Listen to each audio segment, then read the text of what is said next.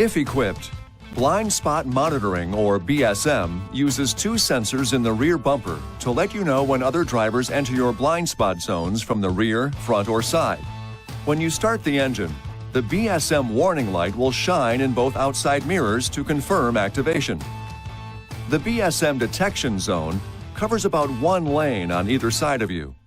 The zone starts at each outside mirror and extends back toward the rear.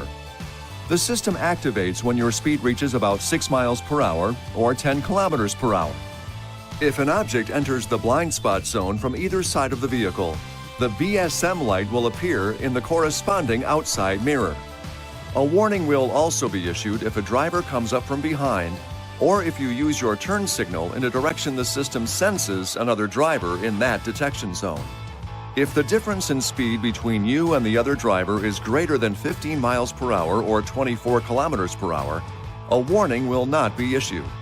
Be sure to keep the rear bumper free of snow, mud, or other debris to ensure proper operation. Don't block the area with foreign objects like bumper stickers or bicycle racks. This video is not intended to take the place of your owner's manual.